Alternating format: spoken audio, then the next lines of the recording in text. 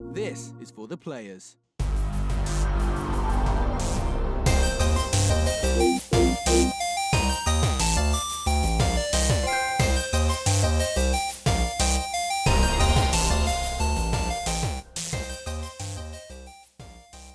I'm Ryan Betson. I'm Max Cooper. And this is For the Players, the PopCulturists PlayStation podcast. Over 40 years of playing PlayStation and 10 plus years in that games media combined. I'd like to thank you for joining us in this PlayStation conversation. This PlayStation conversation happens every Monday morning at 9 a.m. Australian Eastern Standard Time on the YouTubes and 8 a.m. on podcast services of your choice. Yeah.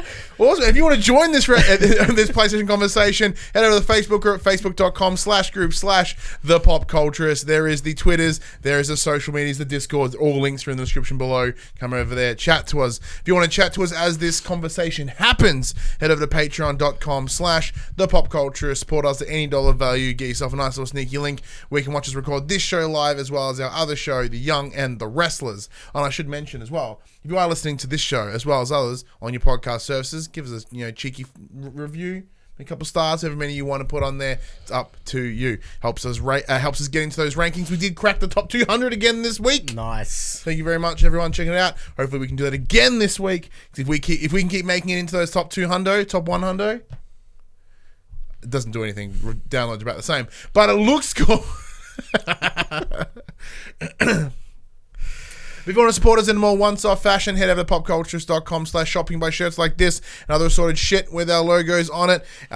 Because we're about to hit Black Friday, Christmas, all the sales from now until the end of the year, it's pretty much 35% off consistently until the end of the year. So if you did want to pick yourself up some PopC goodness for a family member that you don't like so much, popculturists.com/shop. And we are also on Twitch at twitch.tv/thepopculturists, where I was supposed to stream this week. However, I got my days mixed up because I've got to record an episode of Some Assembly Required, which is a show that I do with Dash, a bunch of other content creators. I thought it was this week, so it wasn't. So I was getting ready to do the show, and then I checked my dates. I'm like, nope, that's next week, you dickhead. So, and then I went, I'm going to play Death Stranding. So I went and played Death Stranding.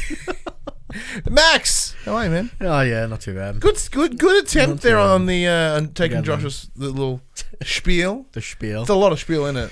It is a lot of spiel, but 3 weeks in a row, I figured I'd throw my hat in the ring and see if I can get it. Well, that is down. the one of it because we've done it enough times now. We can kind of get it in under like a minute. Like I think it's like 2 minutes really. Yeah. But because we've done it so many times, that it's not like kind of you're just going through the motions. It doesn't stumble over itself. It just kind of goes and does it right.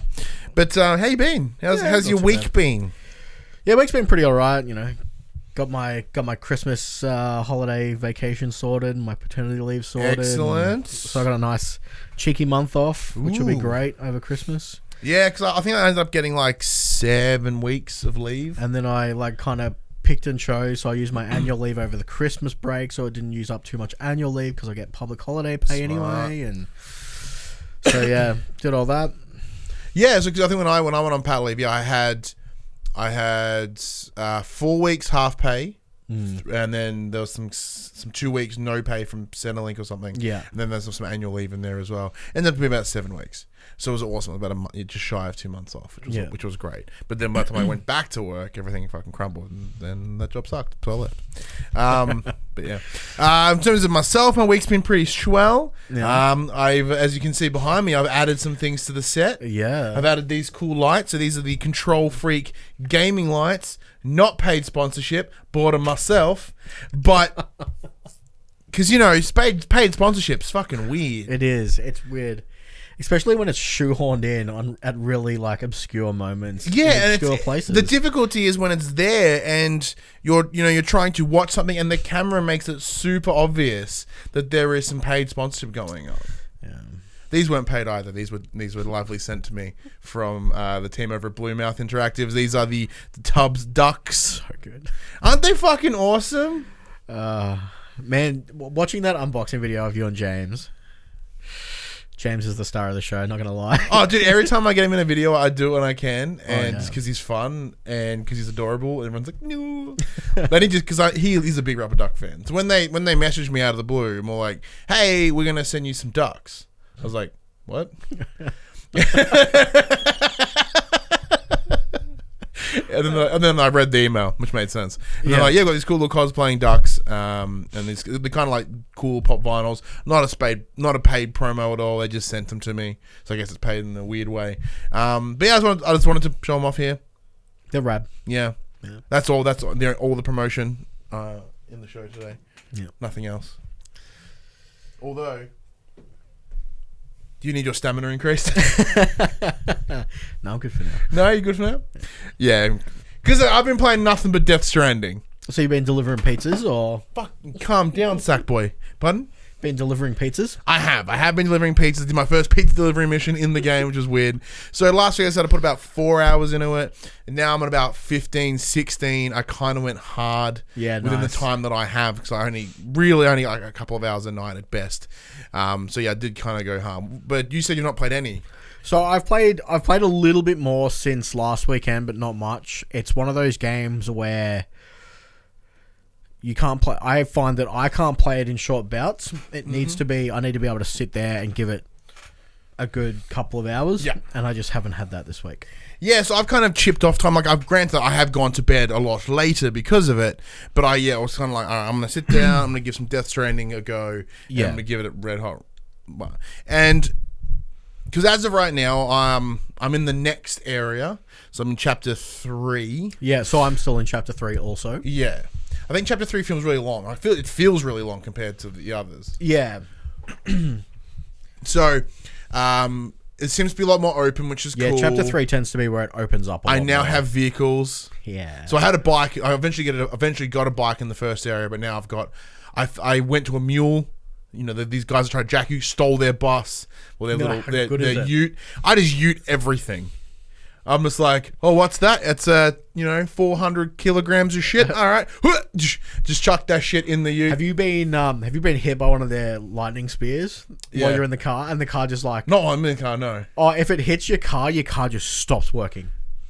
It just stops dead, and you're just like, okay, cool. Can you repair it? Jacked.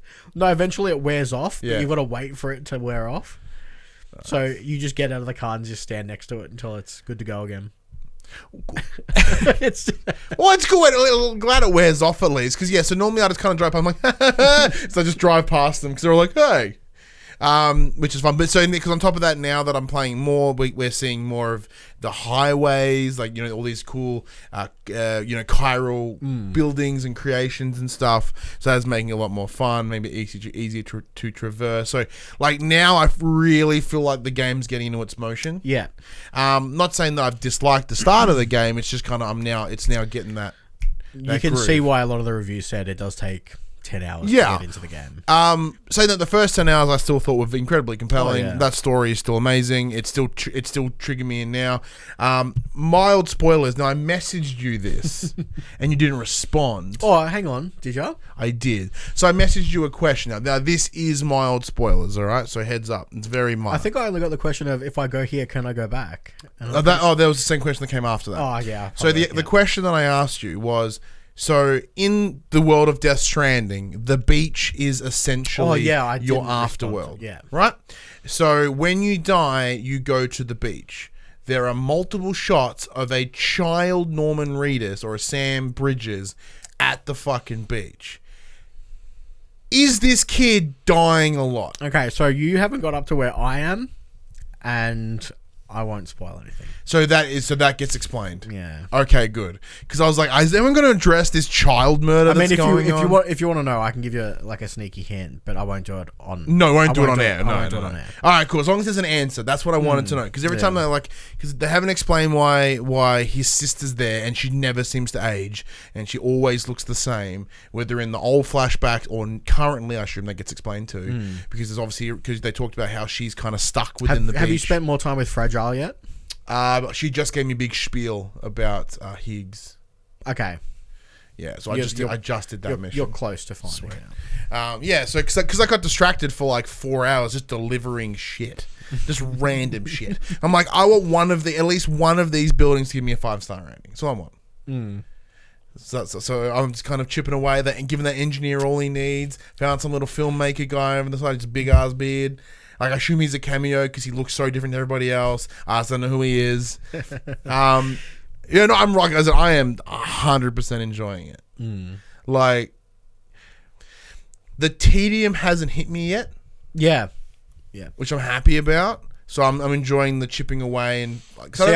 That's how I broke up the monotony of the game for me. When I got bored of just doing the deliveries from one place to another, I just go to the mule outposts, jack them, and steal all their stuff back and return it to everyone who had lost all their stuff. And that was kind of my like combat-esque. Yeah, because because that's the best thing about combat, right? Is we're both playing on hard, and unless there's like 3 of them jacking you at once, you just like hold ready, and just spam R2. And you're like, and you parried. Dead. Yeah, well, see, it's a little bit easier for me because I can shoot rope at them now. Well, I've now got the bolo gun too. Yeah, so I'm just like, what's that? There's like 20 of you, come at me. And yeah, I'm like, all right, there's 4 of you. All right, thunk, thunk, 2 of you are down. I'm going to choke out these dudes. By the time they're choked out, you'll be back up and I'm going to choke you out. Like, I just wait my time and choke out everybody. What I found out, though, is the drivers of those buses, if you shoot all their friends off the back of them, they'll run you over. Really? Yeah. Damn. And you die. Well, because what happened is, like, I saw one on the bus go, hey, and it stopped, and then they all got like scattered out like a clown car almost. And then he tried to bugger off, and then I killed everyone. He went, hey, and then turned back around and came back. Yeah. But like, he full on just ran me over. He's like, oi.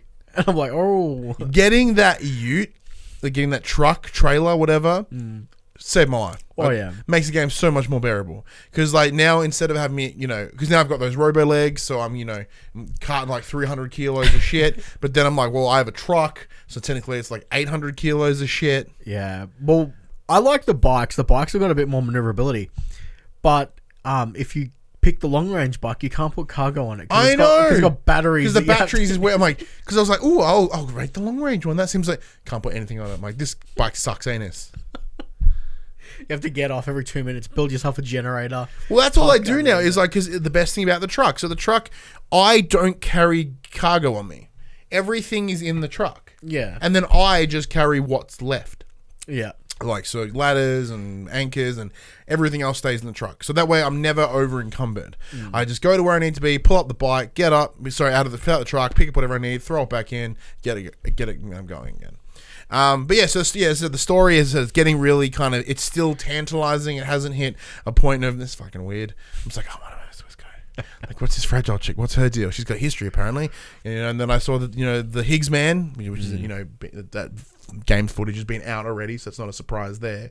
But like, there's all these little things. I'm like, ooh, what's this? Ooh. And there's enough confusion to make me go like, I gotta see what's going on here. Yeah, I'm super keen to get back into it. But with, I've fallen into Jedi Fallen Order. Which we will get to later as the main topic of the show. And then last night, I spent the majority of my night after my wife woke me up playing Pokemon. Well, Josh has been playing Pokemans too. I myself, as I yelled at on Twitter, I'm not feeling it. I can't feel it. Well, I'm enjoying it, but my party of 6 are all original 150 dudes. Like, I don't understand any of these new guys. I'm just like, what are you? You kind of look like you're this type. I'll try this. No, it's not effective. I'm like, well, I don't know what you are then. Fuck you. Because, like I said, I think part of it is burnt out because of my job. A lot of clients that I work with are big Nintendo fans, big Pokemon fans, and they not to a point of like obsessiveness, but they're big vocal advocate fans. So I do think part of my burnout comes from that, and to like, even though I've played pretty much all of them except Black and White and Black and White 2, I don't think I ever played. It's a situation like 25 years later, I'm like, yeah, I haven't played one since Gold. Yeah, so you're in advantage. You're gonna feel this whole new, because like you like last thing you played was that little 2D sprite thing. Now it's this big 3D bad boy. Like for me, it's like, well, is there 8 gyms? Okay. Is there this and that? Okay. The gyms are weird now, though. Yeah, so I haven't seen any of that yet. But like the problem is the key foundations of Pokemon hasn't changed, and nor has it grown. And for that reason is why I'm on it. So like Ultra Sun and Sun and Moon did something slightly different. Yeah. And it was kind of cool for that reason. And I like the Darwinian evolution style of like different region Pokemons evolve differently, and like that's fucking awesome. I love that shit. But yeah, even then it kind of felt like that the novelty went off real fast. I'm like, it's the same game. Yeah. It befuddles me that almost 25 years later, the core of a game hasn't changed. I mean, if it ain't broke. But it is. But is it? I mean, it's still selling gangbusters every time. Yes, because, a very particular crowd of people really know it. Sorry if it ain't broke. Yeah, but... you saw all the people complaining this week on Twitter about it. They're all going to buy it. Fucking. They 100% support it. I don't know. It's just... I think I'm being cynical, and I'm aware I'm being cynical. Oh, don't get me wrong. I would have loved... I want Pokemon Breath of the Wild. Yeah. That's the dream. And this is the thing, like, why can't that be a thing? It's been like, what, 5 years since Sun and Moon? And Ultra Sun and Moon was a slight change that wouldn't even use the full dev team. Let's Go Eevee and Let's Go Pikachu were essentially side games to test out the engine. Still not the full team. So, like, why has it been so long in Pokemon time and it's not staggeringly different? They've cut out all the Pokemons. Like, apart from... Gotta catch them all. No, you gotta catch kind of some of them. See, my whole thing is... And if they're like, it's a balancing issue, I'm like, that's your fucking fault. Like, that's a you problem. That's not a me problem. Well, my whole thing is, when I play... And this is super contradictory to what I just said before about my 6 Pokemon that I'm currently using are all OG 150. When you play a new Pokemon game, you should be just... for the new Pokemon, and I'm super not for the new Pokemon. And that's the thing. And they're like, if they're like, oh, we can't put that many sprites in them. Like, well, you should. The 3DS, you couldn't. The Switch is staggeringly more powerful than the Switch. Are you guys an idiot? You just a group of idiots. Like, I know it comes from someone that's naive to game development. I totally get that, but it's just that situation of like, because of the game that they've designed. As I said, its foundations are so simple that this type equals that, and this and that. Like, it's all balanced. Just put them the fuck in there. But can you imagine in like 10 years' time and there's fucking 1,800 of the motherfuckers that you're gonna catch? That's a them problem. At what point do they go, let's just clear the board completely? Well, they could have done that here, but they didn't. They're like, we'll just pick and choose some random ass. But I think they only added like 80 new Pokemon, didn't they? Yeah. That's probably why they didn't be like, these are just the new ones. Yes, because there's like 700 of them, plus each, they're also running out of ideas. Oh, yeah. Once they started making like trash bags and ice cream cones, I think they were... Yeah. I need something new. Because, and on top of that, they're not making 1,000 side Pokemon games anymore. There's no Mystery Dungeon, there's no Pokemon Ranger, there's no Coliseum, there's no Snap.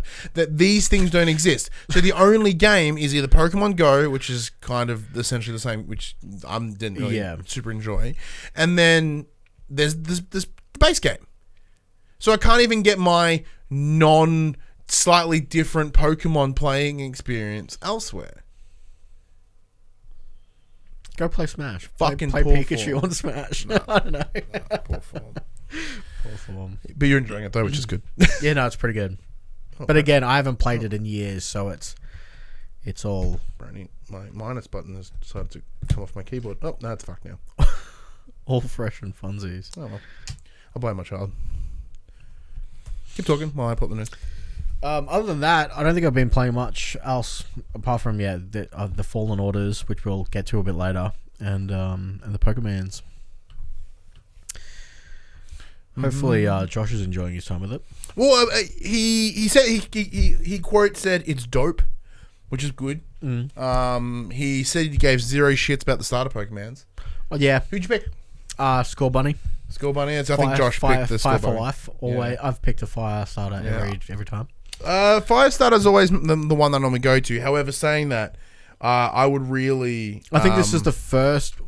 Correct me if I'm wrong, because I haven't played many, but fire generally is the hardest starter. Normally, but in this one, it's like, hey man, your first gym's grass. I'm like, woo! Breezing. Well... I just like the emo... And then they smacked me with a water gym straight after. I'm like... False sense of security. Yeah, I do like the little emo tadpole though. He kind of, he looks anxious. Actually, I can relate to that. There was one issue that I had last night, and it was I was walking around the wild area, or not the wild area because that's actually a place now, but I was out on one of the random spots, and in the grass you can see the Pokemon now, and I'm like, so then let's go. Yeah. I'm like, it's a Pikachu. I run over to go catch it. No, it's a dude dressed in a Pikachu costume. He's like, I'm gonna fight you now. I'm like, I'm gonna stab you. And yeah, It wasn't the Pikachu that I thought it was. I was very upset. Yeah, you got Cut me real yeah, you deep. got what was it called? You got catfished. I did. Got catfished hard. Let's get into the news. That's enough talking about a Nintendo game on a PlayStation show. We already get called out like, why don't you just make a fucking general gaming show? I'm like, no, because I don't want to talk about. I don't like the responsibility of having to talk about other things. So talking about PlayStation When they come up. and then when they come up, we talk about them like we have here. And I just kind of made fun of Pokemon for a while. Yeah. But it's the section called Inform the Players. We tell you about what happened this week in PlayStation. Once again, I've collated the news, therefore it could be a hot fucking mess. 1, 2, 3, 5, 6 bits of news this week, plus a couple of quick bits. A lot of it is pretty easy to get through. Number 1, Anthem isn't dead, apparently. Anthem Next is coming. Woo! According to a new report from Kotaku, developer BioWare has big plans for its looter shooter that will completely overhaul the entire experience. Dubbed internally by the new team, as you said, Anthem Next or Anthem 2.0. Probably bad naming convention. We saw what happened with Vegemite. Risky move. The ever-reliable Jason Schreier states that while not even a distribution method nor a timeline to release are set in stone just yet, BioWare is planning on completely changing the game's mission structure, loot, and open world. Quote, we spent a few months just tearing it down and figuring out what needed to change fundamentally, and in brackets, a lot, and we've been rebuilding for another few months since. Both of BioWare's officers are said to be leading their support to the rebuilding process, which includes breaking up the world map into pieces and taking a look at what the studio considers a mission. This leads us to believe that the monumental update is still a long ways off. Now, someone like yourself who's played a lot of Final Fantasy Online, where they essentially had the realm reborn, so there is a history, there is of just games being completely redone. I'll look at Fallout. Look at. I think Elder Scrolls Online did it as well, didn't they? They kind of semi rebooted. I hope it works out for them. I really enjoyed Anthem. Did you? Yeah, I did. Right. I really liked my time with it. There was just nothing to do. Yeah. Well, because this is the thing. So, like, as we tried to do a couple of weeks ago, we bought it for Josh. I mean, like Magic Iron Man, like. Yeah. So the beta didn't sell me, so I instantly didn't put. Well, I played the alpha and I was kind of like, I'm digging this, and then the beta came out. I'm like, ooh, what happened? Yeah. And then I ended up buying it anyway because, it's one of those games that I can play forever. Turns out I couldn't. Yeah, because it turns out, allegedly BioWare are also working on a future Mass Effect title and Dragon Age 4. With Dragon Age 4, we know to be confirmed is coming, but the Mass Effect one's a bit up in the air. Yeah, I'm concerned. I'm concerned about Dragon Age 4. I think if they screw the pooch on this one, it's going to be the nail in their coffin. Yeah. Yeah, especially with the likes of Jedi Fallen Order coming out this week, showing that EA can just publish something cool. I hope that, I can't remember who said it. I read a tweet about it this morning, but I hope that showing the Jedi Fallen Order can work, not on Frostbite. I hope it doesn't shoehorn all the other EA products into using Frostbite engine, because well, that's what they've been doing for the longest garbage. time. But yeah, with Fallen Order, but using Unreal, it's like, well, look what we can deliver. Without Frostbite. Frostbite's not built for these games. Fucking morons. So look, it's a weird situation. Credit to them for potentially sticking it out, especially after all those reports of people leaving. Like, some of the key roles leaving. So maybe they're like, we want to support this. Like, I don't. All right, bye. And they left. Maybe it's one of those things. Who knows? Next. More? Question mark? Obsidian's The Outer Worlds has done rather well for itself ever since its launch, with sales that have exceeded expectations that the developer had prior to release. It's a major success for the now Microsoft-owned company, and it looks like more content could be on its way. In an interview with Eurogamer, it is revealed that Obsidian still has a team working on post-launch support and content for the game, despite the fact it has multiple other projects currently in the works. Quote, people are obviously loving The Outer Worlds, and we've made it because we love it. So now we get to keep on doing it and doing things to help support it. A content roadmap for The Outer Worlds hasn't been announced at the time, but it looks like one could be on its way sooner rather than later. Now, I myself will admit I have not finished Outer Worlds. I have barely touched it since Death Stranding came out, and I kind of fell into this other hole. It's still in my stack of games in front of my telly. So I myself, in terms of post-launch content, not too phased right now. I'm the same. I haven't touched it since Death Stranding came out. Yeah. It's more of a situation of like, cool, I'm glad it's supporting it. The thing that I wonder, now this is obviously tinfoil hat, pessimistic hat, like with the original agreement around Obsidian publishing everywhere, with Private Division around the Outer Worlds, because at that time they weren't owned by Microsoft. What does that mean for this DLC?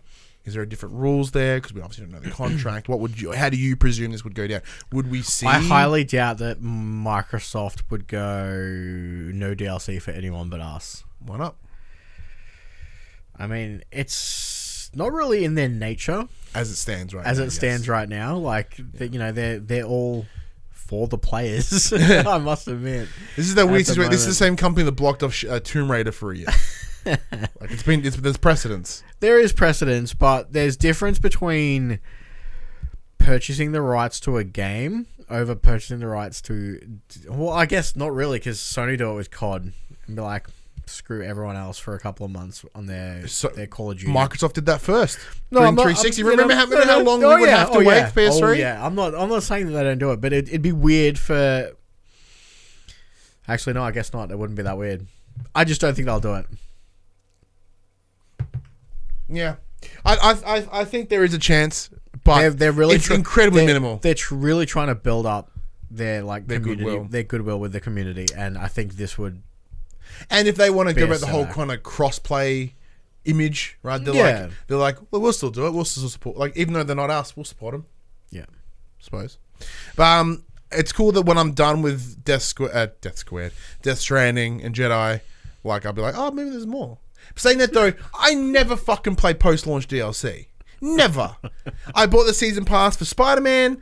Oh, dude, play them. They're so short and worthwhile. I know, it's a situation of like, I should. They're like 4 missions long. Oh, really? Super worth it. It's just so good. That's manageable. But it's like, sometimes we've been given season passes as part of the code we've been given. It's come with the deluxe edition, so we get the season pass. Yeah. Fucking never touch any of it.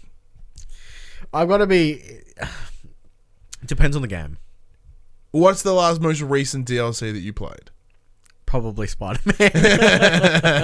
The game came out like a year ago. Because it turned out, because I was browsing the store and I'm like, oh, the new DLC came out for Spider-Man, and then I looked at it and said cannot purchase. I'm like, I wonder why I can't purchase it. And then it's like, you own the super duper edition. I'm like, oh, that's why I can't purchase it. Go me. So I re-downloaded it and played them all. Yeah. Because I'm trying to think, like the ones I remember actively like diving into. The one before that would probably be Borderlands 2. Yeah, like I think Skyrim's on that list because I really enjoyed their DLCs. Same as like Oblivion, GTA back in the day, like the Battle of Gay Tony and like Lost and the Damned. Ooh, I'm racking my brain. Jeez, that's old content. And like that's old that's deep cuts. That's old stuff. Yeah. Like in terms of PS4, like I don't think there's any DLCs that I've played. I think there is. I think I play the main game and then boot and go on to the next thing. And I guess saying that, the big difference is back then I wasn't doing what I'm doing now. It's a bit tougher for me to go back and play games. You also didn't have a kid. You also didn't have a kid. You had a lot more free time. And most of the time I was playing COD with you. So I was like, I really missed my opportunities there. Same, but different, Max. Xbox boss Phil Spencer is already hinting that his company's device will go toe-to-toe with the PS5. Quote, we will not be out of position on power or price, Spencer told The Verve, commenting on Xbox's approach to next gen. Price has always been a deciding factor in how each console generation plays out, especially when the two competing consoles launch around the same time. Although it didn't surpass its competitor in the long run, the PS3 certainly suffered due to its infamous $599 US price tag on release. I remember paying $800 for that motherfucker. Yeah. And its generation saw a similar story unfold with the Xbox One, which arrived at $499 US, which was $100 more than the PS4. Naturally, Microsoft isn't keen on producing the most expensive console again in 2020, but Spencer says that it doesn't also want to lose out in terms of hardware power. Quote, if you remember the beginning of this generation, we were $100 more expensive, and yes, we were less powerful. Staggeringly. They didn't say staggeringly, I added that, because it ran at fucking 900p. And we started Project Scarlet with this leadership team in place with a goal of having market success. Spencer continues. Now, you and I haven't had a lot to talk about PS5 in the couple of weeks that we've been doing the show together. Josh and I have talked about it up the wazoo. Where do you stand on this? On PS5, prices, power? On paper, it looks like it's going to be super duper expensive. Super duper expensive.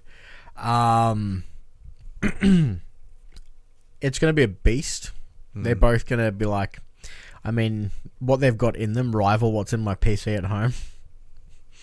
Some of it's better. Yeah. I'm not going to lie. It'll all depend on... Yeah, that price point is what's going to kill them. And I think unless they sell them at a loss and hope to make their revenue back in their software... Yeah, see, this is the thing. I still agree with you on that point. Now, by them just saying, oh, we don't want to be the more expensive, well, that means if PlayStation at $700, they can be $650.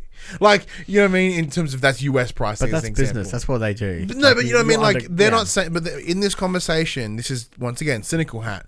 Neither PlayStation nor Xbox have set a price. They won't for a very long time. And they won't until the last moment. Yeah. And I mean that as in, like, look, we don't want to be the most expensive. Because there's talk. Like, PlayStation don't talk to Microsoft. It doesn't happen. No. Like, that conversation doesn't happen. However, there's enough, like... cross-pollination and people passing people within the games biz that, like, you guarantee they've heard something, they've gone, look, they're going to probably hit about. But there's two types. Well, in my mind, there's two types of gamers. There's the gamers who buy their stuff for themselves and they're going to buy what they want regardless of the price. If you're a PlayStation man, you're going to buy the PlayStation over the Xbox even if it's $100 more. Yep. Because that's what you're going to do. Then there's the kids who game and mum and dad buy their console and they're going to buy the cheaper option if they don't know what they're looking for. Yeah, big time. This is what it is. Which is why heaps of people ended up with Wii's. Yeah. Are you going to be a day one picker-upper? Yep. Where are you going to sit at this, as it stands right now? I mean, I'll end up with both. Yeah. Like, I'm not kidding myself. But you won't do both day one, though, right? Oh, maybe. Depends. No, as it stands, I will probably PlayStation first. Mm-hmm. This gen, I Xboxed first. Mm-hmm. And that was only because I couldn't get a PlayStation. Interesting. I pre-ordered way too late, and I was in the third wave, so I got mine after the new year. So they came out in November? I think I got mine in February. Damn. Luckily, none of my friends upgraded early, so we were... Yeah. So to about the power side of things, right? This is where... Because as it stands right now, Xbox One X is unquestionably more powerful and is noticeably more powerful. So my concern... it's not a concern. This is going to be a weird thing that I don't know how they're going to market it, right? Because the jump from the Pro to whatever PS5 is going to be will be impressive. But by Xbox... Sorry, let's go here. So PS5's here.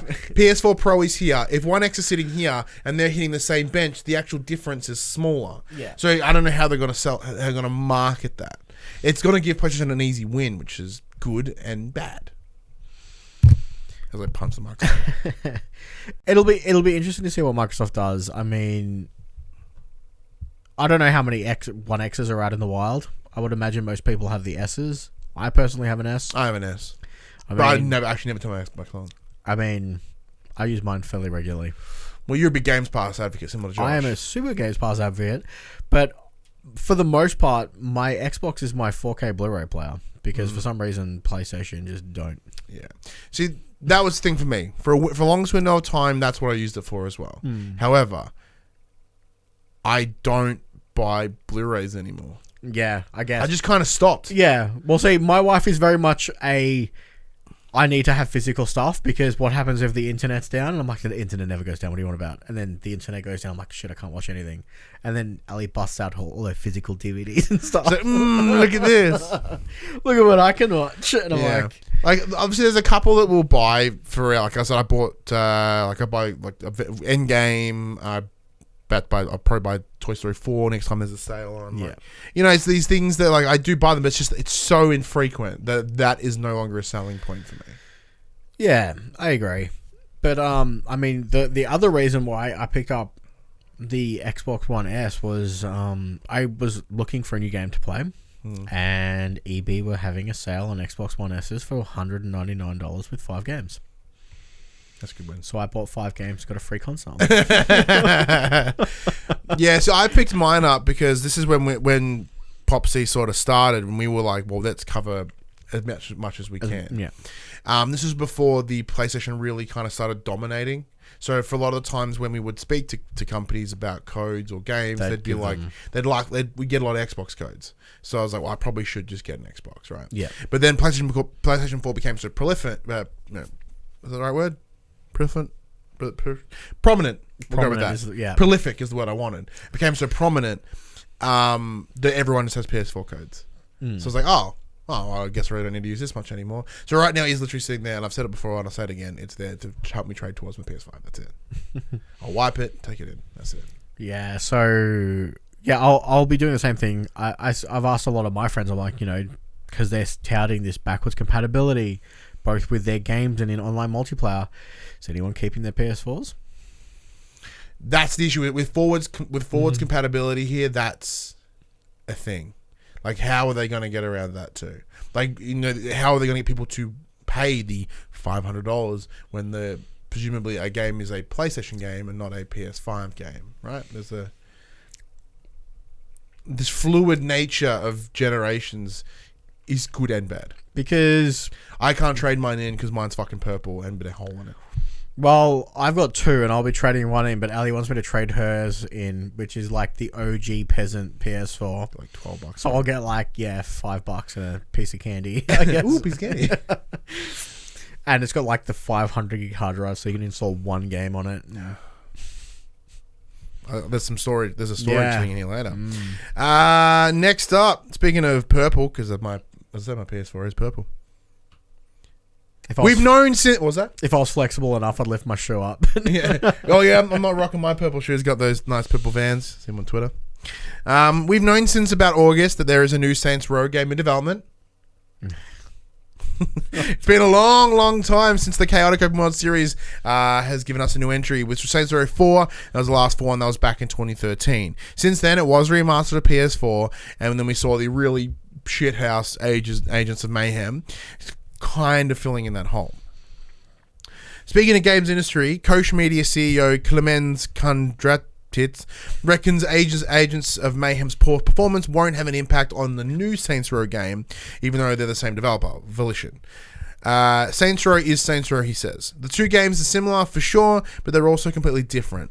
With Volition, we have the creators of all the Saints Row games as an internal studio, and they're not going to be distracted by anything else from creating our next game under this important franchise. Now, the reason I put this in... Oh, there's more. The CEO also confirms the new Saints Row will be revealed at some point next year, and Saints Row is very close to our hearts, and we'll talk about it in the new year. For the time being, we just wanted to get the word out that it's coming and is going to be great. I agree with the statement of that Agents of Mayhem. I need some stamina. I agree with the statement that Agents of Mayhem won't affect Saints Row. It'd be like if trying to drink it sideways so you can see the logo. It'd be like if Rockstar released a random game and then they're like, taste the Stranding, and they didn't go well, and then they're like, fuck, I'm not gonna drink it. Then they come out and be like, hey, we're making a new GTA game. Everyone will be like, GTA is going to be rad, because GTA is always rad. Because that's the thing, because like as GTA got more real and more focused on like a real, more direct satire, Saints Row just got more and more Saints Row got fucking stupid. Saints Row's good though. I loved Saints Row 2, but then it kind of lost me as they got dumber. Even though, because I guess it fills that void that everyone, people want that dumb, stupid fun you used to be able to get in GTA back in the day. So Saints Row gave us that. Were you a big Saints Row guy? I didn't mind it. I think the last one I played was Get Out of Hell. I played the expansion. PS Plus, I think, yeah. That was pretty cool. Ridiculous storylines, but I love that running around collecting the orbs, getting power ups. Yeah. Jumping off roofs and not dying. Well, and on top of that, the story is so fucking weird. I think I punched a president. You are president. Oh, I am. You become the president. You punch a president, and then you go to hell to bring Gat back. So, the story of it, where does it go now? Who cares? Because the last one is you have superpowers, but you're also in a simulation. It's very fucking weird. I don't know where to go. The reason I brought that in, it was just more of a because I wanted to see where you sat in terms of what was your preferred. Were you GTA? Were you Saints Row? Were you kind of in the middle? Definitely GTA, but Saints Row, it definitely has a place. Yeah, but during my PS3 time, I think Saints Row 2, because I remember getting it for $15 at one point. Smashed the shit out of that game. There's a lot of good music that came out of that. Yeah. Saints Row 2 that still get my regular rounds. Again? Question mark.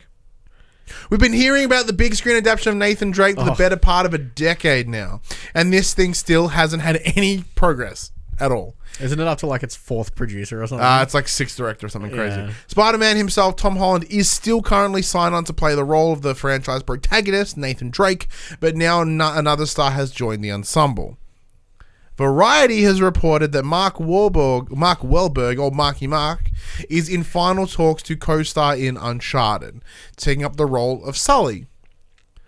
However, Wahlberg was originally set to play Nathan Drake in its original version many, many years back. Yeah, before they... However, this does seem like progression. And we do have, the PlayStation Productions company in which we didn't have before, which was being head up by Sean Layden. Sean Layden no longer there. Good signs again. We're never getting this movie. This movie's never fucking coming out. Never coming out. No. They can sign up as many people as they want. Tom Holland can fight as hard as he wants. I mean, he brought Disney and Marvel back together. Or Fox and whoever it was, the Spider-Man people. Brought everyone back together, but he just can't make Nathan Drake come to life. The discussion from this for me is, do video game movies need to happen? No, because they're all terrible. Yes. Also, I wanted Big Boy Drake movie, and it should have been Nathan Fillion. Yeah, he's just getting older. It's very difficult to do. But there was someone else that I was watching the other day, and I was like, he would be a good... But now I forgot who it was.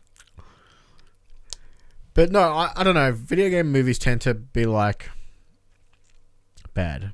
But in saying that, I also like bad video game movies. I think Mortal Kombat is one of the greatest movies of all time. I've completely forgot who it was. Street Fighter, not so good. Because I was watching something with my wife, and I was like, Jensen Ackles. I'm like, Jensen Ackles would be a good Nathan Drake. Oh, yeah. He's younger. He's witty. He's good to go. He's supernatural. Yeah, he's supernatural. He's dealt with weird shit before. You've seen him. He's taken, maybe not a Yeti or a fucking possessed sarcophagus. I guarantee he's killed a Yeti. Yeah, probably. Yeah, so, how do you see, Mark Wahlberg as Sully? For me personally. I don't know. You can put on a Hawaiian shirt, have a cigar, you'd be good to go. Yeah, but Bryan Cranston. Bryan Cranston would be a dope Sully. Yeah, if Sully was played as Sully as he's aged today, not as Sully when he was a young boy or younger man, because you got to remember Nathan Drake's 16. True. So Sully's going to be not quite so old. I'm so pained by this movie. I'm losing. Originally I was so super stoked on it. That little short film was brilliant. I got nothing. I got no emotions left in me about it. Final bit before we get into the quick bits. A couple of days ago, Let's Go Digital managed to get a hold... This is a long one, so I was going to run through it because it's a bunch of information. Oh, yeah, I know what you're talking about. Let's Go Digital managed to get a hold of another PlayStation-related patent. This time, it seems Sony has listed an interesting cartridge device. But what is this thing of purpose? And what's its deal? We already know the PS5 will have a 4K Blu-ray drive for physical media, so what exactly would this cartridge do is still a mystery. Of course, that hasn't stopped the aforementioned site from doing some theorizing, and has come up with an interesting explanation for this odd bit of hardware. The website suggests that the PS5 users will be able to use these chips to upgrade their internal storage for the next generation. In other words, you'll be able to buy these supplementary solid-state drives to increase the amount of space available for game downloads, etc. This would be similar to the way you can upgrade your PS4 hard drive, but would make you process much more streamlined. Are you trying to tell me that the Sony memory card is coming back? Yeah, it looks like it. Potentially. Affording a little bit of credibility to this is the description of the device found in the patent filing. Translated from Portuguese, for some fucking reason, the document says configuration applied to / in data recording and storage equipment. The site also persists that if Sony does make it so you buy more storage with these SSD cartridges, the PS5 itself may only come with the modest amount of storage on board. This could be a way for the platform holder to keep the initial cost of the PS5 to a minimum, especially as they're touting this fancy pants SSD. Of course, early adopters are worried the next gen machine will be very expensive to begin with, but this method would reduce the price tag at least in a minor way. To be clear, this is all speculation, of course. So, this ticks a couple of things to me. First one, the fact that they've been touting the power of these SSDs that they've been using, it would be weird for them to be like, the best thing about this PS5, storage, load time, it's amazing. I'm going to plug in my optical drive. Negates the entire selling point of, because right now you can use external storage or whatever. Yeah. I myself, first thing I do is upgrade my console's hard drive. Did it with the PS4, went straight to fucking 3 terabytes or 4 terabytes or something. It's like, I bought it, and literally the next day I went out to fucking PC case gear and came in and did it. So that makes me happy that that's upgrade. This could potentially be upgradable. If it cuts costs on day one, that's fine. I'm going to spend money on buying a new one anyway. The concerns here, this sounds quite proprietary. Yeah, well, it's not like Sony haven't done it in the past. And as if we learned anything from the PS Vita. Yeah, they got those dumb Vita SD cards, the mini, that aren't SD the cards, Duos or whatever. That was, yeah. There's a concern. Where, sure, I mean, it could keep the cost down to begin with, but I mean, you're just adding that extra cost back in when we inevitably have to buy one of these. Yes, but it's one of those things like at the asking price, like at the door, it seems cheaper, so it's better to market. Yeah, of course. I hope it doesn't mean that we're going to get a small solid-state drive in the console itself. But it could also make the form factor tiny as well. So what if they say they're using like, a small M.2 in there? Because they don't have to have that big, it's like 3.5 mil, like it's not a very huge drive anyway. But if they do happen to use like an M.2, which is like a stick. Yeah. Like the actual form factor of the console will be smaller. And then you just plug this thing into the back. We'll have to wait and see, I guess. Yeah. It's all theory, of course. Yeah. But, the proprietary is the thing that probably gives me the most concern, just because that's not just you can buy it, but at a premium. Like, if you look at when they were selling... I mean, if you look at the fact that their controllers are still $100, imagine how much they're going to charge you for a memory card. As it stands right now, if you want a 64 gig memory card thingy for your Vita, it's like $100. The Vita isn't even supported anymore. Yeah, it's like, because it's just when you look at like when they released the 500 gig PS4 and then the 1 terabyte, it's like $100 difference. I mean, it'd be great. That's not worth the dollars. I mean, it's great if these are essentially hot swappable drives. Can I put my game data, save data on it, rip it out, go to my friend's house, stick it in the back of his console, bam, I can pick up where I've left off. That would be very, very cool. I mean, yes, we've got cloud saves. I know, but... Well, multiple hard drives, like in my laptop in front of me right now, M.2 and a solid-state drive. Like, it's got that in here. So, as an M.2 and then like a 3.5 big boy. Yeah. Like, the precedence is there for it to be very commonplace, especially within laptops and other devices. Like, that could be that option, and that way you plug it in, you can take it out, and you can still take it elsewhere, and you're getting maybe not as good hard drive thingies. You know, like now, things you can get like USB flash drives now, like terabytes. Yeah. It's not unrealistic for them to make something like this. No, it's not. But there are some concerns coming out. Let me know what you guys think, actually, because it's like I said, a lot of my approach to the news this week is very cynical. I don't know why. Very, very pessimistic. But maybe something out there can make me less pessimistic. QUICKBITS! Rust is coming to PS4 in 2020 for some reason. Is that game even relevant anymore? Maybe so. You play it? No. I remember there being, you'd wake up, there's naked dudes around you and hit with rocks. That sounds like Conan. Yeah. DualShock will be supported on Microsoft's Project Xcloud. You watched the XO thing, didn't you? I watched a little bit of it. I just wanted to know what was coming to Games Pass. I'm not gonna lie, that's all I was there for. Recently added Steam achievement could hint at DLC for Resident Evil 2 Remake. A store leak has Dreams full release as 14th February 2020. Forgot that game was a thing. Mm. Yep. I have nothing to say about Dreams because I'm just like, yeah, fuck it. I was interested in playing it. I don't think I'm creative enough to play Dreams, and I not at don't all. think I would care about other people's creativity enough to play their games. Agreed. I'm literally in the same boat as that. Hideo Kojima wins 2 Guinness World Records for being the most followed game developer on Twitter and Instagram. And finally, I reordered this because I knew you'd get excited. I've got one more to add to this too. Oh, what's yours? For people who still play it, if you buy Jedi Fallen Order through the Epic Game Store, you get a Stormtrooper skin for Fortnite. Fuck. I'm like, that skin looks really good. I wonder how much it is. You have to buy Fallen Order. Dang it. And finally, Dying Light 2 could be coming as soon as June next year. Oh, I'm so keen. I was so upset when this got pushed originally. So, yeah, This is such a great co-op multiplayer game. that one comes from another interview with the gentleman from Coach Media, talking about how, he like Techland, you'll see it. He essentially said you'll see it by June. Because it was supposed to come out this year originally, wasn't it? And then it got pushed all the way back. Yeah, then it got pushed like Feb and then to nowhere, if I remember right. I remember being either late this year. I think it might have been. I could be confused because I remember the first one came out in December. Maybe I'm just getting mixed up.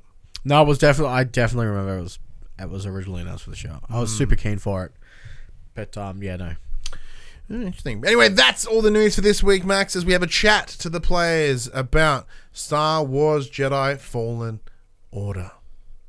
So Jedi Fallen Order is the latest release from Respawn, best known for Titanfall, Apex Legends, and EA, best known for being fucking horrible, and Battlefront 2. Not knowing what to do with their Star Wars licenses. Yeah. So, interestingly, before we even get to it has been reviewing well, with IGN giving it a 9, Game Informer an 8.75, GameSpot 8, US Gamer giving it a 3.5 out of 5, bunch of places giving it some higher scores. So there is like some interest in this. Can you give me the pitch? What's this game about? Tell the fine people at home while I increase my stamina. The pitch. Spoiler free here. Okay. You play as a character named Cal. Yeah, you play as a redhead. He has a lightsaber, and So you're out to save or rebuild the Jedi Order. Yeah, so we can give the first hour away, right? Because that's where the main story beats up. So you play a character called Cal Kinestis or something like that. Whatever. You are the guy from Shameless. You are the guy from Gotham. You are Rorschach. Yeah, young Rorschach. Fuck. And you have been hiding in this strip. Like you're essentially stripping old starships in a post-Order 66 world. So because this is set just before or just after about 5 years episode 3? After 3. After 3. I think. I don't know, my timeline. Order 66 happens in 3, so it's after 3. Yeah. So the Jedi are pretty much wiped out from all accounts.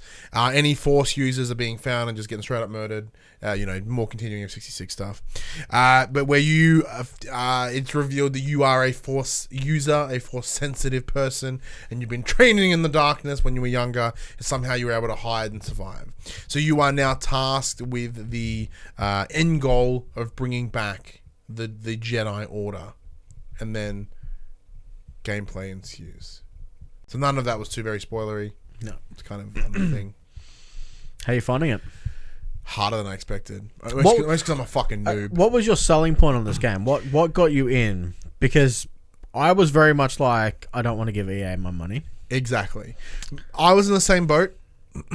Mine came from because I'm still yet to play Battlefront 2 because I was so opposed to how that they handled the Star Wars license there. I was like, oof. Pardon me. But a couple of things here that kind of tick boxes for me. Unreal Engine, not Frostbite. So I was like, okay, this is going to be cool. Respawn have done really good lately, so that's promising. It's reviewing really well because I waited until day of to even consider buying it.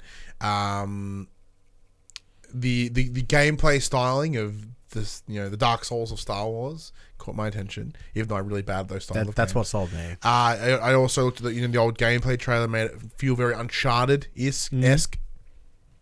Two ticks for me there. And that's kind of what got me across the line.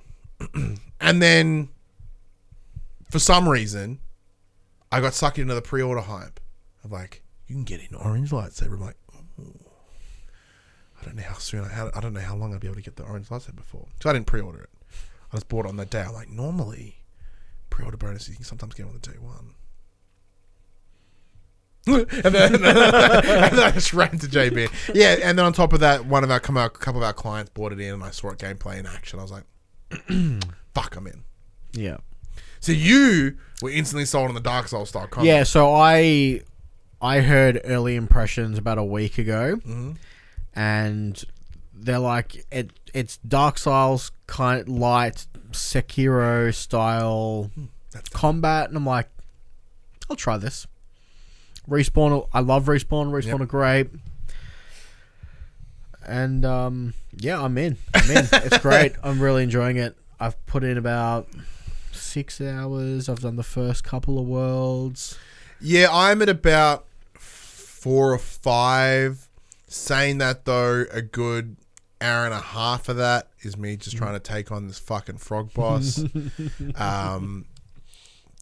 So because it's I've discussed before the Dark Souls combat. I'm not very good at it. I'm just not that good at it. But because I'm not good at like the waiting and watching them do whatever they need to do.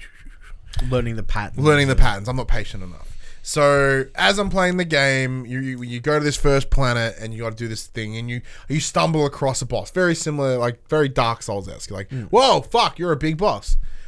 Try to take him on, no luck. But I didn't know that because I'm an idiot. So I kept trying. Then I'm like, because the problem that I have is, what if I can't come back here? Yep. And it's the same problem I had with Death Stranding in that first region. I'm like, well, what if I can't come back here? And you're like, you come back here. I'm like, yay! And I can keep pressing forward. Yeah. And same goes here. And I was like, I'm going to push forward. And then eventually you go and I gain some more skills and I come back and I yell at him a lot more. And then you're here and you're like, do this. I'm like, huh? Oh, okay. Hey! Makes sense. Yeah. I mean, I butted heads with a mini boss last night for a while because, one, I didn't know it was there to begin with. I just walked into an empty room and then got jacked. And then I'm like, okay, I know where it's coming from. No, it just literally doesn't appear until you're in the middle of the room and it automatically jacks you. There's like no way you can get in without getting jacked by this thing. Is it story beat? No, it's just a side, like it was just a random side room mini boss. Just came out of the wall, jacked me.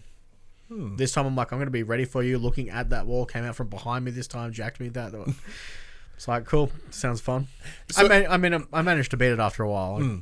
Got the hang of it, worked out its weak point. Turns out the big juicy bit on its butt was the weak point.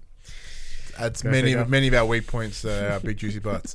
But is it hitting what you expected? Like I said, you come in here with some expectation. My expectations were very minimal, so mine's not too bad. But you came in here wanting, I guess, a Star Warsy Dark Souls experience. Yeah, it's definitely hitting all those buttons.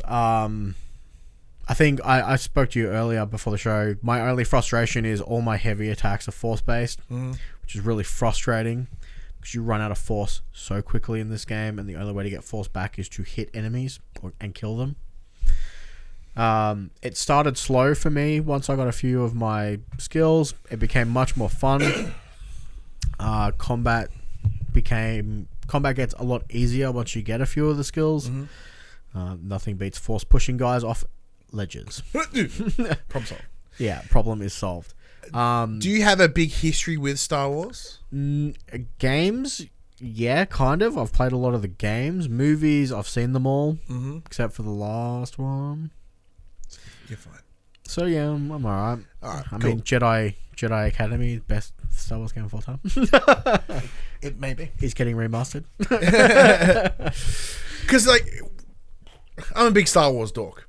Even though I'm a bit Star Wars hurt as it stands right now, and I have almost no hype for the Rise of Skywalker, whatever the fuck it's called. I've always been keen for a new game, which is the problem that I have with Battlefront. Like, I took my stance on it, and I instantly regret my stance because I want to play it. Well, I've played Battlefront and Battlefront 2, and one of my friends who's playing Jedi Fallen Order, he's been complaining about the combat, actually, because the lightsaber combat in Battlefront 2 are completely different keys to what they are in this game.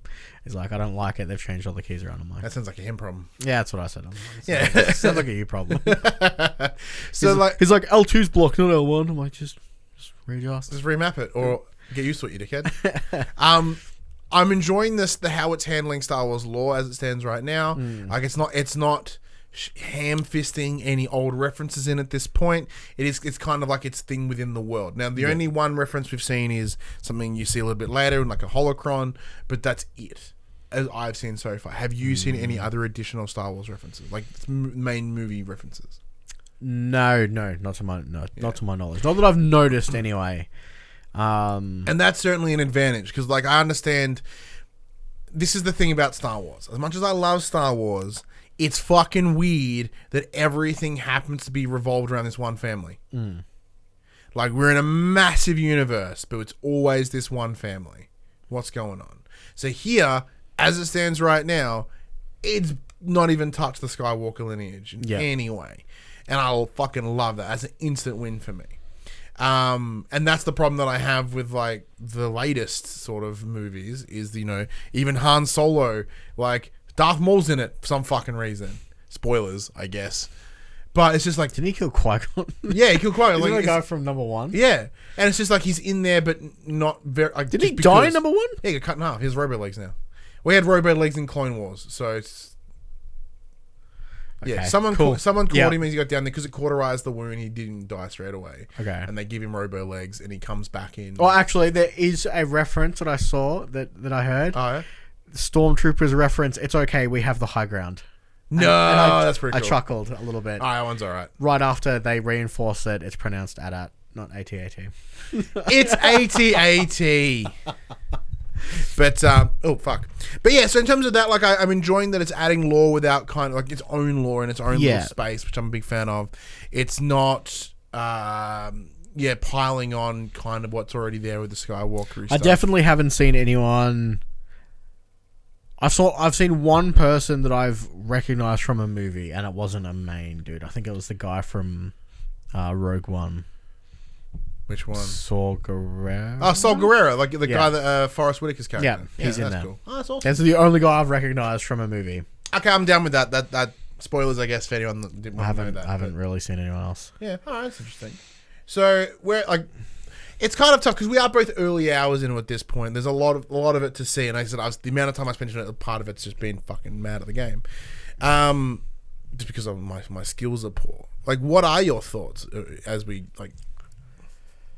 Gameplay wise, it's really fun. Like, there's a few areas where you've got essentially like kind of force puzzles. So you kind of use your different force skills, abilities. I got frustrated for ages trying to do this one, and then I realized that I was an idiot, and it was actually super simple once I worked it out. Yeah, I spent like a good half hour on it, and then I realized that it was super easy, and I did it in like 2 seconds after I realized what I was doing wrong. But really fun. Combat's sweet. Nice fast-paced combat, which is what I like in a third-person game like this. I agree. Like, the combat feels incredibly rewarding. I mean that as in because the risk reward reward is there, obviously with that Dark Souls-esque combat. But I mean that as in, like, it feels heavy, like, because you are doing, lightsabery things. It feels that, and because you have, parry and more sword-based mechanics, when you do happen to get into a lightsaber battle, it feels really good.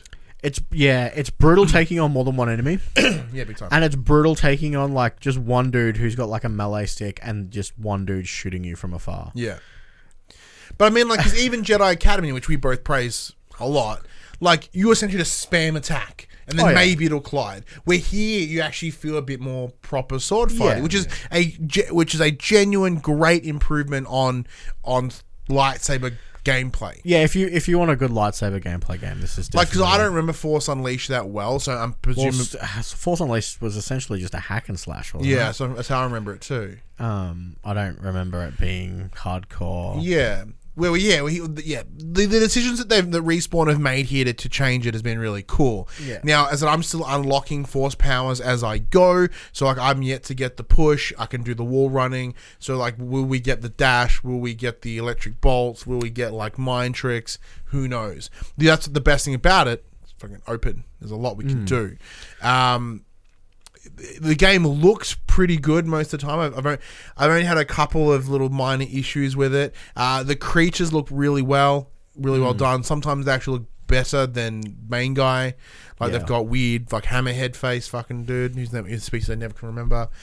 He looks really good, and there is a jarringness to it, but that's the Star Wars, right? But I think there might be some Uncanny Valley stuff because with Star Wars you're so used to them being suits. Right, in the movies. Yeah. And it's humans against a person in a suit. Where here, everything's CG, so it takes your brain... Well, it takes my brain at least a second to comprehend it, because I guess I have a preconceived idea of what Star Wars should look like. I should also mention, I've been throwing out that it's Dark Souls, but Star Wars. It's not as punishing. So it has the same mechanic as Dark Souls, where you have points where you can rest, regain health, stim packs, all that stuff. Respawns enemies. And in the same way as Dark Souls, if you die and you've got levels that you haven't spent, you do lose them. But unlike in Dark Souls, if you die getting back to them, you don't lose them forever. They just shift forward. Big win. A big win. Yeah. You also don't have to kill the enemy. You've just got to touch him. Yeah. So if you get one attack off, and then you automatically regain all your health, all your levels, everything, and then you can just bail if you decide it's too hard. I did notice that too, because like with that frog fuck, I was like, and then it'll just give it straight back to me. It was awesome. Same with like areas that they deem too difficult. You don't even need to hit the enemy. Your loot essentially, or your XP will just be floating in the air. You just run up, grab it, and leg it. You don't have to hit the enemy if there's too many there. I do appreciate them trying to, because like this is the comparison, as you said, of the Dark Souls of something is so worn out at this point. Yeah, because I'm going to title this video that because it's fucking funny. But like it goes so far as like when you in some of the, because all the worlds that you visit are open. You can open shortcuts that will lead back to there's things. A lot of good Metroidvania-ness and it physically it'll pop up on your screen saying, "Hey man, you've opened a shortcut." So it's like, oh, I didn't just kick this ladder down for nothing, or oh, I didn't just cut this rope for nothing. It's giving me a shortcut to an earlier place so I can come back a lot easier. That Metroidvania-ness to it is also a big tip. That was one of the other selling points for me earlier on, was like that, because like, you know, as I've gotten older, like I used to hate backtracking in games, but now I'm like, fuck yes. Like there's so much, because you'll walk past something and be like, oh, the door's locked from this side. You're like, oh, so I can get back through the other way, or there'll be something that's flashing red and be like, oh, I don't have whatever I need to get through that point yet. Yeah. So the backtracking stuff is going to be awesome, and I like to see where that goes, because that means returning to fuck. Why keep punching this microphone today? Returning to worlds is cool, so you never really feel like you've won and done something. Oh, and the other thing that I found really good with the puzzle solving, despite the fact I spent half an hour trying to work it out, the game will give you an option. It'll be like, hey, we can see that you're having an issue. If you push this button here, you can ask BD1, and BD1 will give you a hint. Or if you don't want to, you don't have to. So it gives you the option. It doesn't kind of shoehorn the hint in and put it in your face. You're like, if you get frustrated and you kind of just want that hint, you'll be like, hey BD, what's going on? BD's little robo friend. Yep, and he'll hook you up with a hint. Actually, I do quite like that. But the point I was trying to get to before was so the Dark Souls of whatever is very just overused at this moment, but the gameplay of those games is so strong, it makes total sense why everyone wants to pick it up and run with it. And I think that they've done that here. Yeah. Because they said they've taken what works with that gameplay style, taken away all the things that would hinder people from really enjoying it. Yeah, it takes away that what's that word I'm looking for? Accessibility. Yeah, it adds the accessibility, Yeah. which is awesome. So like where many people, I'm sure there are many Soulsborne diehards that are like, you fucking sucks. They've taken away everything that makes it awesome. I'm like, well, yeah. Like, it doesn't change Soulsborne games, does it? You know, No. So it's still, it can give you the exact awesome gameplay that these people love in a way that's more obtainable and in a cool universe. And I think that's the one advantage that it has over like a Dark Souls or those kind of games, is that lore is new, and new lore is cool, and learning new IP is great. But Star Wars has that pre-ground, like this. There is that base lore of Star Wars, like the base rules of that universe are in place, and you can just do cool shit within it. Just a big fan. Is that I've still got a lot of time, and apparently it's like 30 hours deep at this point. Like the game is about that long. Seeing as I've decided to no longer even attempt the fucking Death Stranding plat, because it's like 125 hours or some shit. Like, Yeah. I'm 40. Apparently, the main campaign for Death Stranding is about 40 hours. I'm sitting about 15, so I'm not too far away from it, which is nice. So I think I will, because I do need more credits for the year. I'm on like 18 right now. I think I ended the year on 18 last year. Doing better than me. So I want to get over 20. I think realistically I'm at like 5, maybe, if that. I've not played many new games this year. Yeah. Well, I wanted to do that this year, but we didn't. I think we should probably do like a community like credit-a-thon and just like see who can. Isn't there one guy in the community that like just finishes games on Steam like every day? Well, yeah, Bat Prince don't count. You don't count Bat Prince. You're too good. Yeah, he's just too good. But yeah, so let us know what you think of a Jedi Fallen Order. What are your final thoughts, Max? As I pull up the next section. It's definitely still early. It's still too early to say, but I'm thoroughly enjoying it, and yeah, it's definitely worth picking up if you're sitting on the fence about it. Yeah, I'm in the same boat. I'm really enjoying it. The combat is cool. I didn't, because I knew that was where they were going. I did buy it with the idea thinking my wife could play it as well. She hasn't played games in forever, so she may not adapt to the gameplay as well.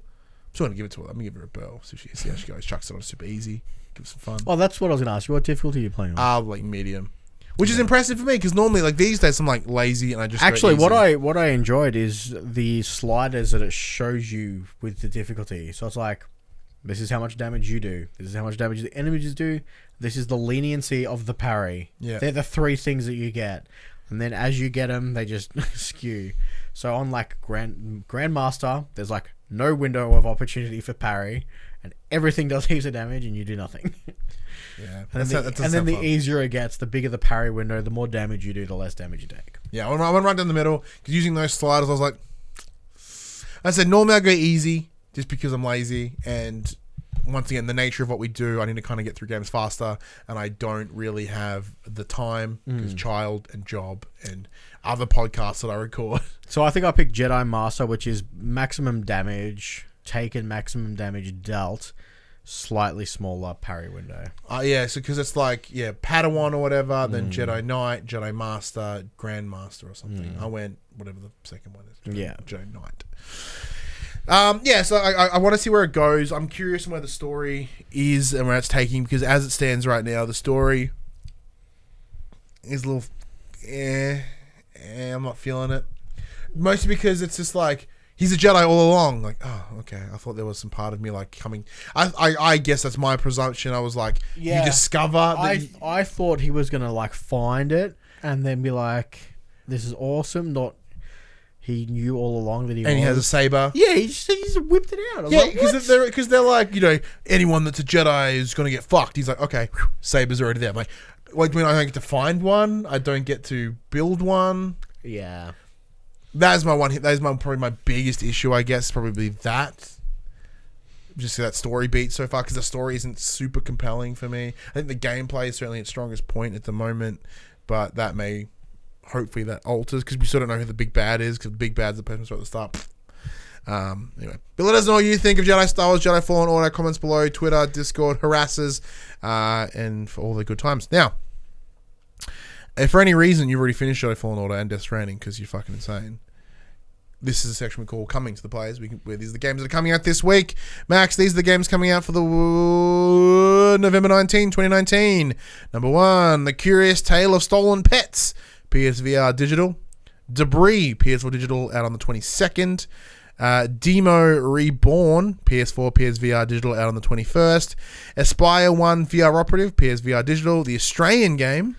Lots of VR games. Yeah, it's really cool. Half of this drop. The definitive VR stealth experience. Aspire 1 VR Operative drafts players as drone operators of the future. Players become Aspire agents and use cutting-edge virtual reality hardware to remote operate the Aspire Model 1 from the safety of their controlled theatre. Oh, look, they're releasing a game for you.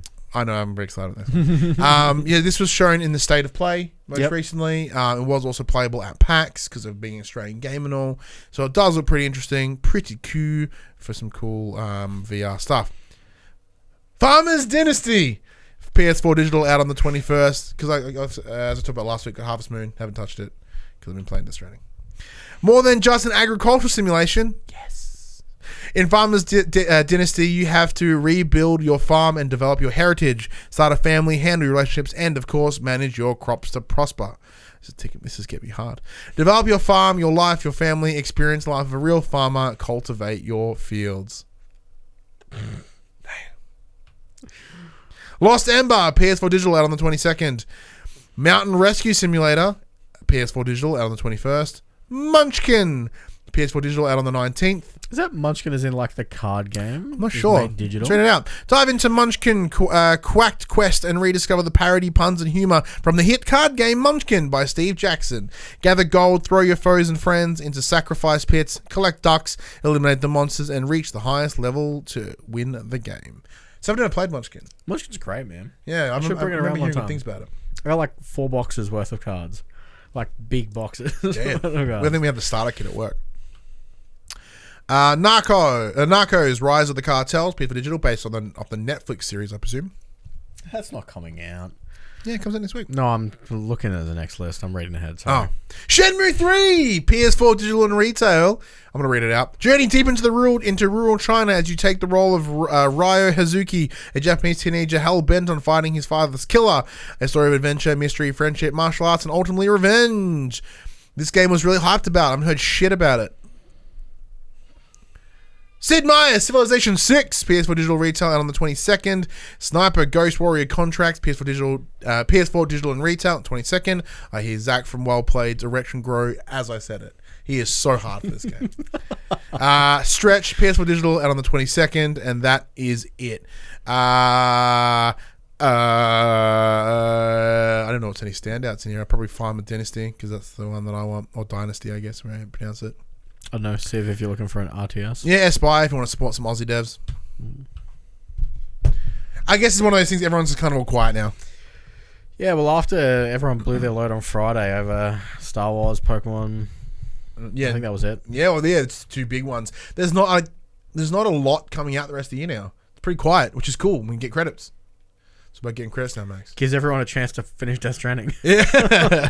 I'm going to play more Death Stranding after this, actually. I can't believe I love it so much. Thank you again, Max, for coming and doing the show with us. Anytime. It was always awesome, fun, and cool. Hopefully, you can come back next week, because I still haven't heard from Josh. Josh is doing fine. He's just enjoying his time away. So hopefully we can get him back here soon, because I do miss him. We all miss him. Yeah, because as I said, like, it's one of the things, like, this show is like the way that he and I catch up. Yeah. So I haven't seen him. Well, we came and did wrestling. Yeah, it was good to see him last weekend watching the wrestling. So it was cool to see him not in a recording sense. But yeah, because it's just we don't catch up enough, and I guess benefit you and I get to catch up more often now, which is cool, which is a big win. So it's all pretty fucking schmick, whatever happens. But he'll be back hopefully. This PlayStation Conversation happened at 8 a.m. on your podcast services, 9 a.m. on those YouTubes. If you are listening to us on the podcast services, why don't you give us a bit of a review and help us get in those charts again, man. Just help us do that. Wait, what was the next part? Oh, you know, I'm like, oh, it doesn't fumble over itself. And then I fucking fumble over myself. If you want to join the rest in conversation, head over to facebook.com/group/thepopculturists, Twitter, Discord. All those links are in the description below. Come chat to us about PlayStation-y goodness. If you want to join the conversation as it happens, head over to patreon.com/popculturists, where you support us at any dollar value. Get yourself a nice little sneaky link where you can watch us record this show live, as well as our other show, The Young and the Wrestlers. But if you want to support us in my once-off... Sorry, the energy drink's just kicking in my wine. My brain's fucking firing like mental. If you want to support us in a once-off fashion, head over to popculturists.com/shop. We can buy shirts and other assorted shit with our logos on it. It is pretty much on sale from now until the end of the year. Go check it out. Fantastic. Some good mid-tier merchandise. Some stocking stuffers. Stocking stuffers. You're like, oh man, check it out. Cool. This is my stocking. There's like those gold coins. I get them every year. Gold coins. What's this? What's that? Oh, cool. A D-grade YouTube channel's shirt. Thanks, Nan.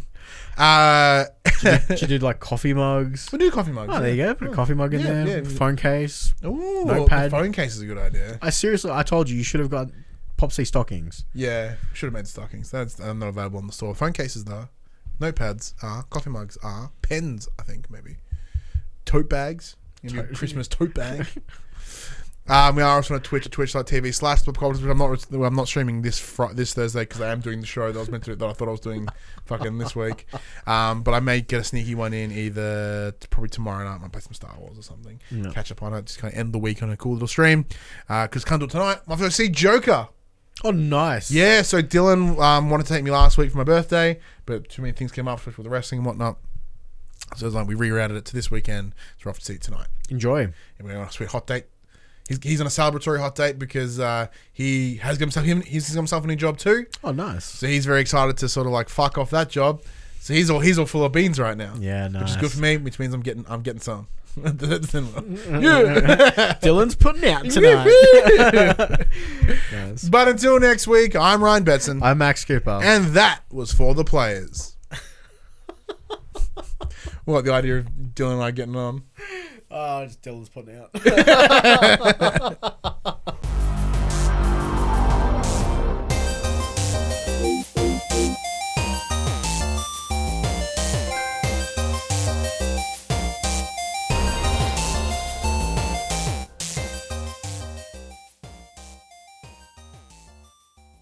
For the Players, the PopCulturists PlayStation podcast is fan-supported at patreon.com/thepopculturists. And we'd like to thank our Patreon producers and our Patreon founders for their kindness, their support, and their generosity. Our Patreon founders: Alpha Ferret, Craig O'Flaherty, David Chataway, Jesse Stevenson, and Jacob Garner.